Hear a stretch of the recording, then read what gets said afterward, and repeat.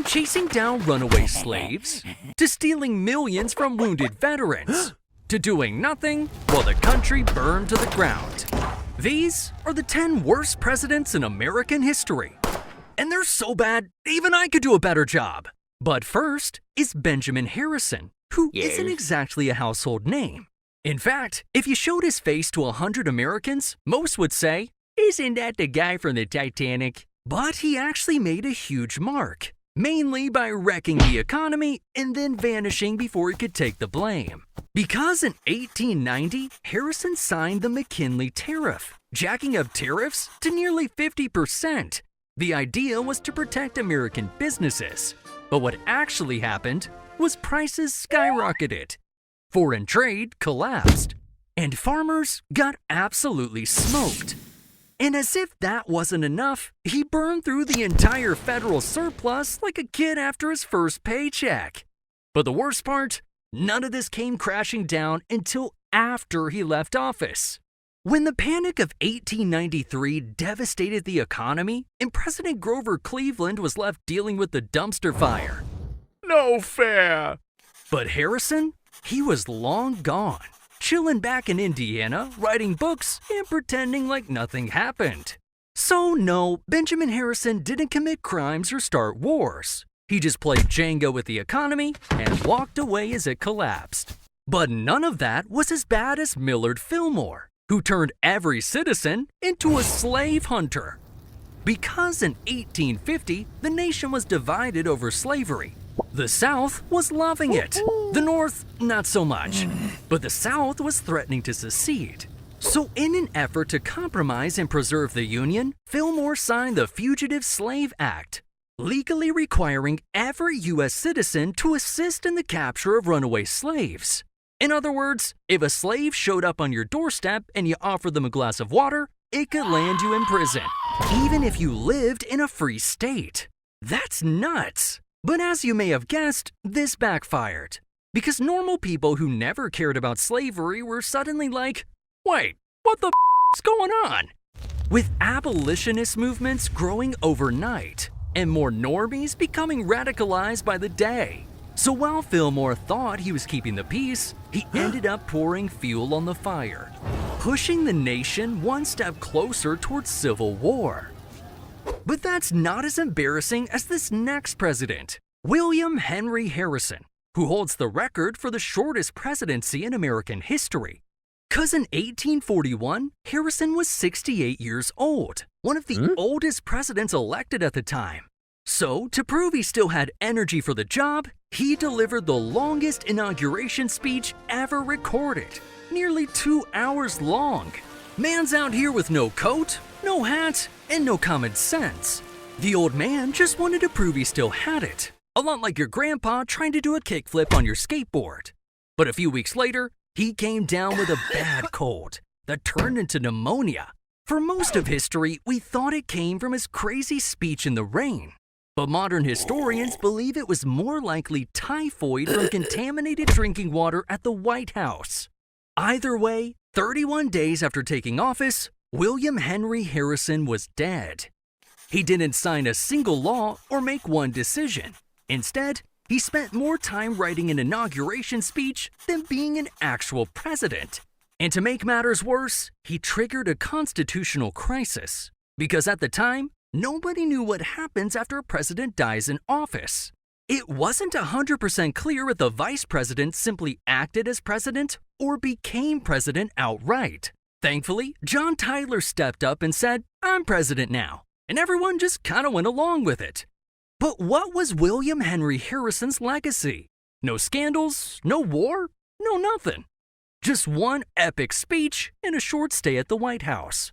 If there were a Hall of Fame for how to completely blow a once-in-a-lifetime opportunity, Harrison would be a first ballot member. But at least he didn't, completely destroy America, like Franklin Pierce, who, came pretty dang close. 'Cause with his movie star good looks and smooth-talking speeches, Pierce became elected to deal with the whole slavery problem. But he quickly made one giant mistake: the Kansas-Nebraska Act of 1854. You see, back then there was a bunch of unorganized land after the Louisiana Purchase. State lines were still being drawn, and the Kansas-Nebraska Act established the areas as U.S. territories. But it also stated that popular sovereignty would determine if slavery was allowed in each territory. In other words, the new settlers would vote on it, reversing the long-standing Missouri Compromise, which banned it above a certain line. So, what was the result? Pro-slavery and anti-slavery forces flooded Kansas with rifles, torches, and angry mobs. The territory quickly descended into chaos and bloodshed. Houses were burned, families slaughtered, and the 5-year bloodbath was nicknamed Bleeding Kansas. So what did Franklin Pierce do to stop it? Pretty much nothing. In fact, he backed the pro-slavery side, which formed an illegitimate government through voter fraud and violence. He even sent in federal troops to stabilize the new government. Pretty crazy times, because instead of calming tensions between the North and South, Pierce accelerated the nation's march towards civil war. But this next terrible president is one you might not expect, and that's Woodrow Wilson, who's known for his lofty ideals like championing the League of Nations and making the world safe for democracy. And hey, he did some pretty good stuff, like lead us through World War I. But here's the problem. Back at home, he levied some of the worst attacks on American freedoms in U.S. history. During World War I, he signed the Espionage Act and Sedition Act, making it a crime to criticize the government, the military, or even the flag. And hey, I love America just as much as the next guy. I'm a friggin' bald eagle. But this was downright crazy. Because under his administration, over 2,000 Americans were prosecuted, like journalists, union leaders, and everyday citizens who dared to speak their minds. Free speech, the bedrock of American democracy, was crushed under the weight of wartime paranoia. But Wilson thought it was totally worth it. 'Cause after World War I, he pushed for the League of Nations, the first worldwide intergovernmental organization designed to maintain world peace. But there was one little problem. It was rejected by the U.S. Senate, out of fear that it would drag America into European wars. He couldn't believe it. But here's the funny part. The League of Nations still ended up happening with 63 other countries, just without the U.S. So Wilson was left crying outside the club. And to cap it all off, he punished Germany so severely after World War I with the Treaty of Versailles that it sowed the seeds for World War II. In the end, Wilson became a prisoner of his own ego, a man so obsessed with his vision he refused to bend, causing chaos at home and abroad. And Wilson's presidency had some eerily similar parallels to this next guy, George W. Bush, who entered the White House with a handshake and a smirk, until history threw him every disaster short of a meteor strike. First, 9/11. And to his credit, Bush brought the whole country together for about 6 months. But what followed reshaped the entire world, possessed weapons of mass destruction. Turns out, he didn't. But by then, the U.S. was locked into a $1 trillion war that cost over 4,400 American lives, wounded tens of thousands more, and destabilized the Middle East for decades. Thanks for your service. But like Woodrow Wilson, Bush gutted the civil liberties of Americans at home by passing the Patriot Act in October of 2001, which dramatically expanded surveillance powers of the federal government, allowing the NSA and FBI to surveil U.S. citizens without a warrant. Hey, is this thing recording me? So, although you can argue this was necessary at the time, many of these powers still exist today. I don't think these guys would be too happy about a surveillance state. Then came Hurricane Katrina, where the levees broke, New Orleans flooded, and the federal government's response was, "We're working on it." 'Cause as people were left stranded on rooftops, the government set up the Louisiana Superdome as the shelter of last resort. But when 30,000 people showed up, it turned out to be a nightmare. The roof was damaged, the power failed, and toilets overflowed, which just stinks. The whole fiasco reeked of government inefficiency, and Bush was the poster child.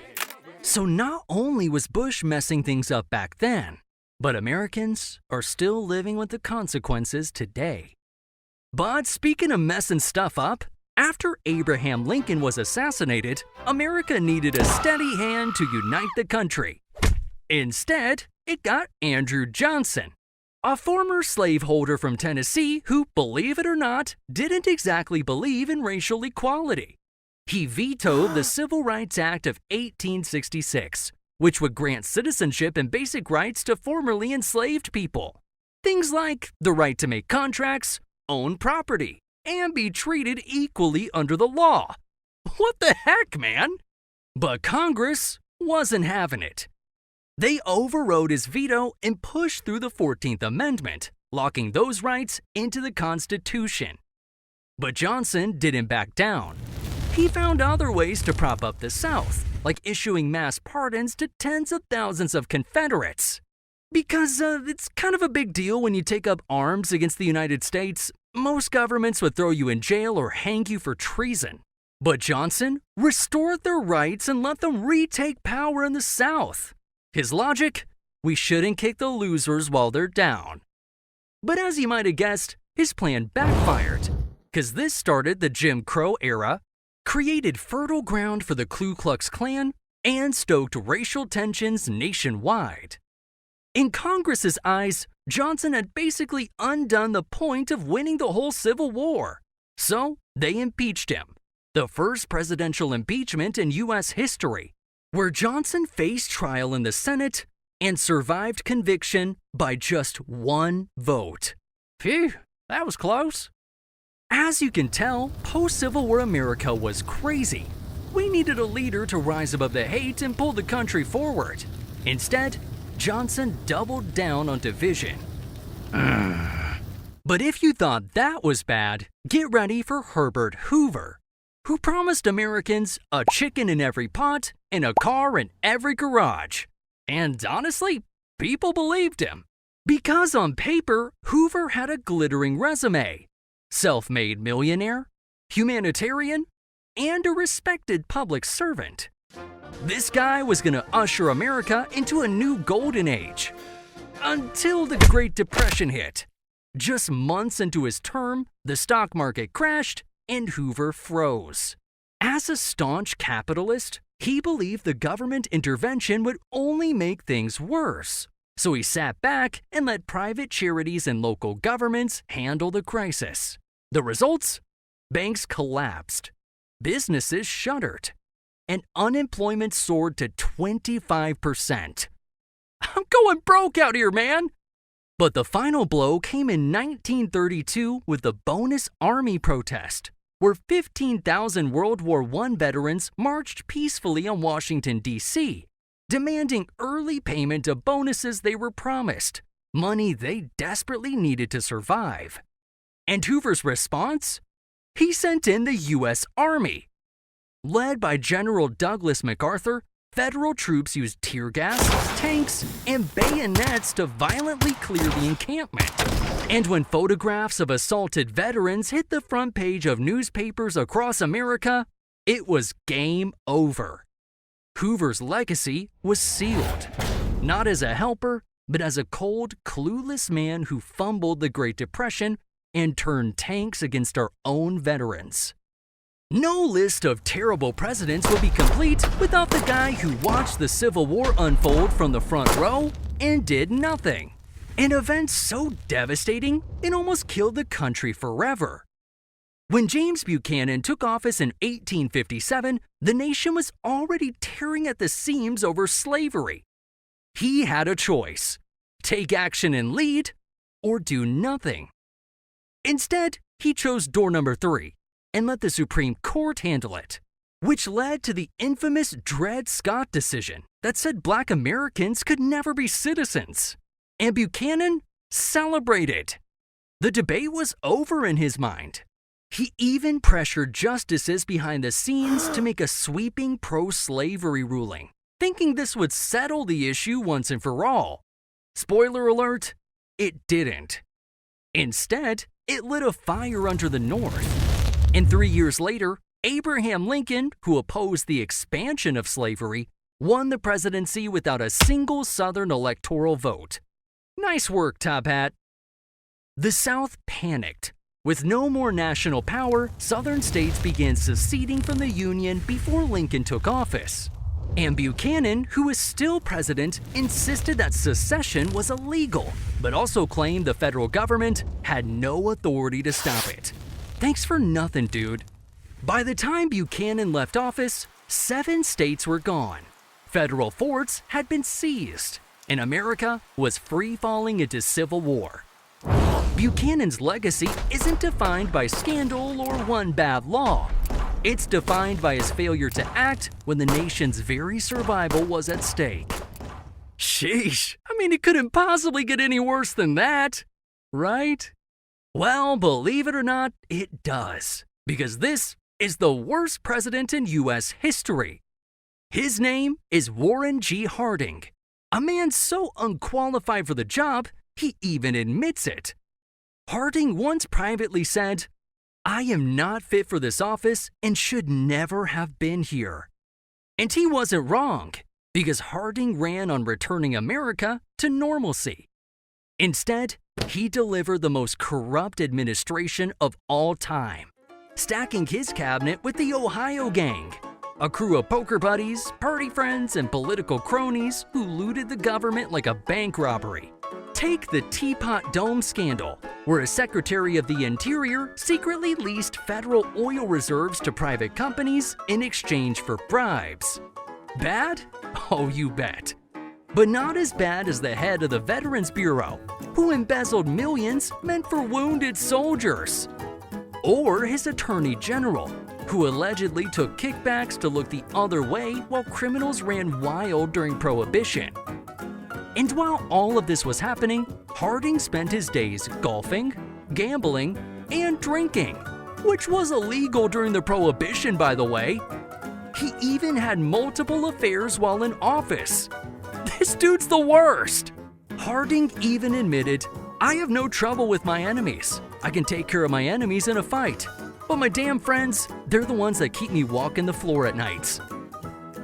And maybe the guilt started eating away at him, because Warren G. Harding died of a heart attack in 1923, mid-scandal, leaving the country shocked at the rot inside his administration.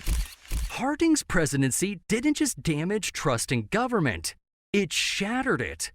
But hey, maybe that was a good thing, because today, we're still skeptical of political corruption, even with it happening in front of our faces. How's that stock portfolio going up? But there you have it. The worst presidents in American history. Not only did they stink at their jobs, they nearly broke the country. But if you thought their legacies were dark, wait until you hear how they died. 1.